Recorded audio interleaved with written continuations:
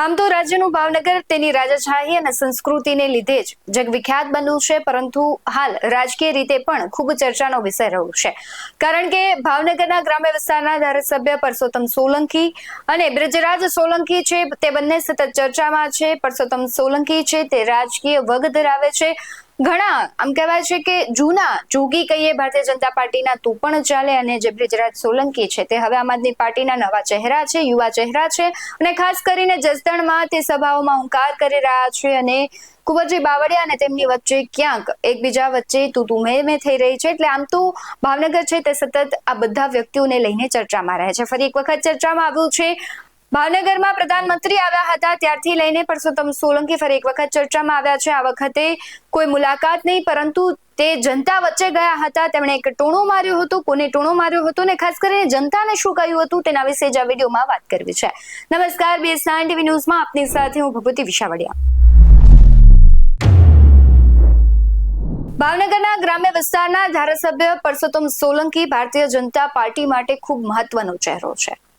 કારણ કે ખૂબ મોટો વર્ગ તેમની સાથે અને તેમની લોકચાહના સાથે જોડાયેલો છે, અને તેનો લાભ ક્યાંક ભારતીય જનતા પાર્ટીને મળી રહ્યો છે.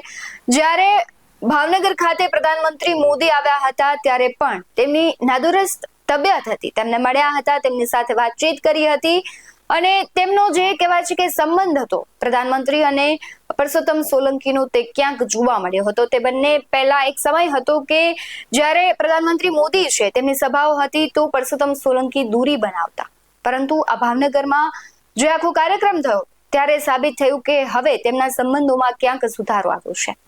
આવી જ રીતે પરસોત્તમ સોલંકી સતત ચર્ચામાં રહ્યા છે અને ફરી એક વખત ચર્ચામાં આવ્યા છે. તેનું કારણ છે કે ભાવનગરના મામસા ગામે તે ગયા હતા ત્યારે પરસોત્તમ સોલંકે હુંકાર કર્યો. વર્ષો પહેલા તેમણે કહ્યું હતું કે આ વિસ્તારમાં હું ખૂબ જ ફરેલો છું, જ્યારે હું કઈ નહોતો ત્યારે આ સમય અને આ વિસ્તાર છે તેમણે મને સાચવ્યો છે. એટલે આ દિવસો છે હું ક્યારેય નહીં ભૂલી શકું.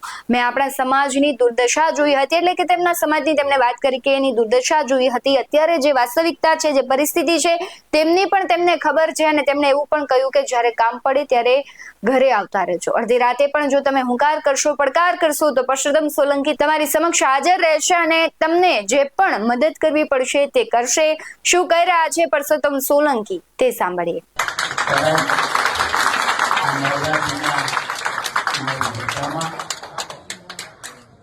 આ વિસ્તારમાં તો બહુ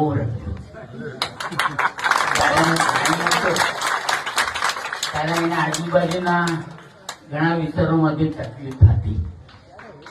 હું આ દિવસો ભૂલ્યો નથી. તો મને થતું હોય કે પરસોત્તમભાઈ બધું ભૂલ્યો નથી. મેં જે સમાજની દશા અને દુર્દશા મેં જોઈ. આ તો માતાજીના નવનોરતા અને અંદર આ શુભ પ્રસંગે હું તમને બધાના મારા તરફથી, મારો દીકરો દિવ્યેશ એના તરફથી અને મારી સાથે ઉપસ્થિત તમામ આગેવાનોનું હું તમને બધાને આ દિવાળીની શુભકામના અને મારા લાયક કઈ કણ કામ કર્યું તો વિચારતા નહીં કે પરસોત્તમભાઈ સોલંકીને ઘેર જવું. મારા બધાને આ મારું ઘર છે તમારું, એટલે અડધી રાતે બી હોકારો કરેલું ને તો પરસોત્તમ સોલંકી તમારો હાજર.